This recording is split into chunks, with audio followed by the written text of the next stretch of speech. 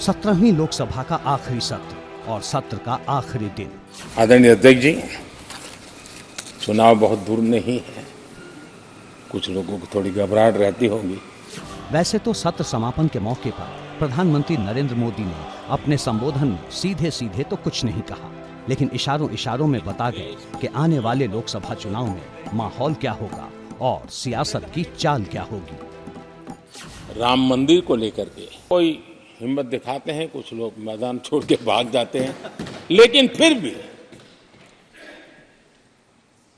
भविष्य के रिकॉर्ड को देखेंगे तो आज जो व्याख्यान वो हुए हैं, जो बातें रखी गई हैं, उसमें संवेदना भी है, संकल्प भी है, सहानुभूति भी है। ये समझना बिल्कुल भी मुश्किल नहीं है कि प्रधानमंत्री नरेंद्र मोदी का इशारा किस ओर था।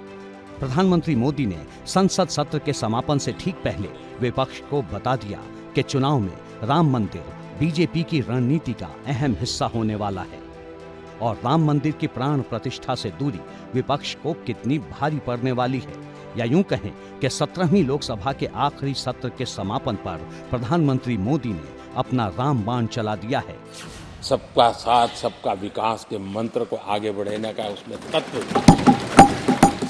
यानी अब तक सबका साथ सबका विकास का जो नारा बीजेपी दे रही थी, अब उस नारे के साथ प्रधानमंत्री मोदी ने भगवान राम का नाम भी जोड़ दिया है। सही मायनों में कहें तो संसद के अंदर से पीएम मोदी ने पूरे देश को संदेश दिया कि उनकी सरकार राम राज्य की अवधारणा पर आगे बढ़ रही है। खास बात यह है कि ये संदेश सिर्फ जनता जनार्दन के लिए नहीं है, बल्कि विपक्ष के उन दलों के लिए भी है जो 22 जनवरी को प्राण प्रतिष्ठा से पहले राम मंदिर से दूरी बनाते दिखे थे। किसी में ये सामर्थ्य नहीं होता है। दरअसल सत्र के आखिरी दिन संसद में राम मंदिर पर धन्यवाद प्रस्ताव लाया गया, लिहाजा सभी दलों के नेताओं ने अपने विचार रखे। 22 जनवरी का दिन, भले कुछ लोग कुछ भी कहे, मैं स्पष्ट रूप से देख रहा हूं 22 जनवरी का दिन 10 सहस्त्र सालों के लिए ऐतिहासिक दिन बनने वाला है। ये सबको समझकर चलना चाहिए। मान्यवर जो इतिहास को पहचानते नहीं, ऐतिहासिक पलों को पहचानते नहीं, वो अपने अस्तित्व को, अपने वजूद को कहीं ना कहीं खो देते हैं। देश की कल्पना राम और रामचरित्र के बगैर कर ही नहीं सकती।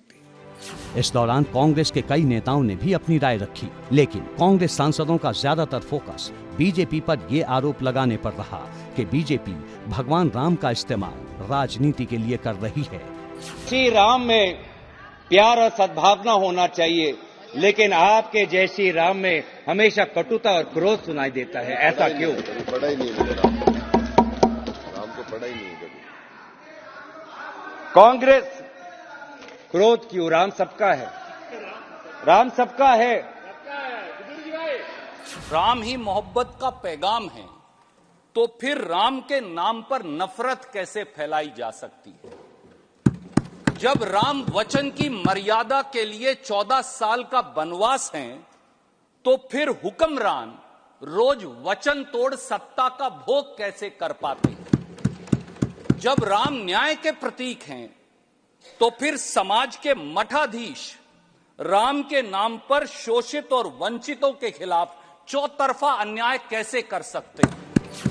कुल मिलाकर कहें तो 17वीं लोकसभा के आखिरी सत्र के आखिरी दिन राम मंदिर पर चर्चा ने तय कर दिया है कि चुनाव का मुख्य मुद्दा क्या होने वाला है, चुनावी बयार की दिशा क्या होगी। बहुत संभव है कि दिल्ली की सत्ता का रास्ता अयोध्या से होकर गुजरे।